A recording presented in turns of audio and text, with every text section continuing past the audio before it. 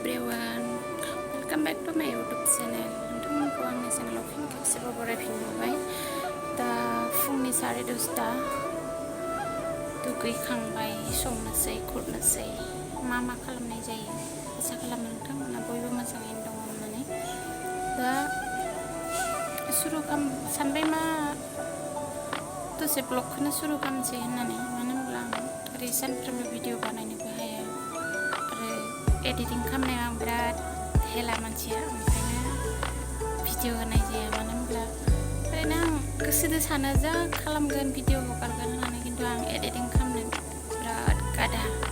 स' नोंथांमोना सोरबा गोदान इउटुबार दङब्ला, इउटुबार जानो सानदोंब्ला आंनि बायदि गादा दाजा। मानो होनबा आंनि बायदि गादा जेब्ला इयुनाव दावगाना। स' नायलांदो आंनि फालु खेबजों फुलिया मा जाखो। नै आंनि फालु खेबजों फिथाइ थायगोन ना थाया जाखो। फांनै गायफैदोंमोन लाबोनानै,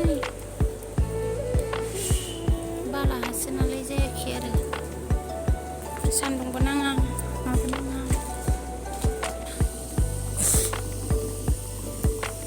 फुलकबि आलु आरो दावदैखौ रुना लाखाबाय आरो ओमफ्राय थब जानाय बायदि आरोना। ओमफ्राय पापर एवनोसै, पापरखौ एवनोसै। ओंखाम संखांबाय, मोनबाय।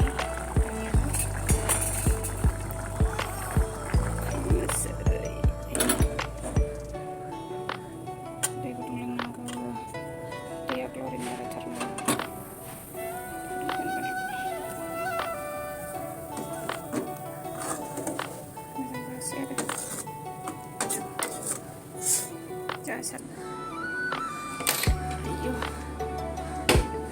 बारि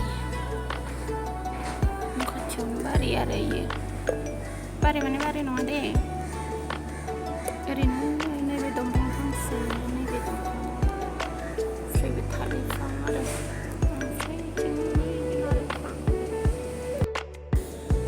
नेनोसै मावजिया माला सफैयो।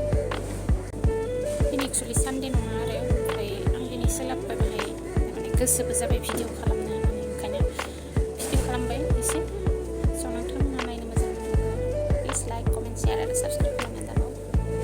मानो होनबा नोंथांमोननि सापर्टआवसो आं एसे गोसोआ गुदुं जागोन ना भिडिअ बानायबाय थानो। आरो जुदि नोंथांमोना आंखौ सापर्ट खालामो, आंहा गोसो गैया जागोन, नङा होनबा?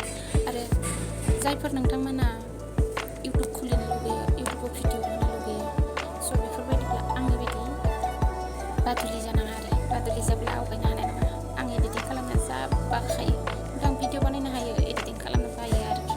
ओमफ्राय ओरैनो मालाबा गोसोब्ला एसे खालामनानै हगारो। ओमफ्राय आरो खालामनानै जेब्ला मिलायनो हागवा जायो, डिलिट खालामनानै दोनो आं भिडिअखौनो।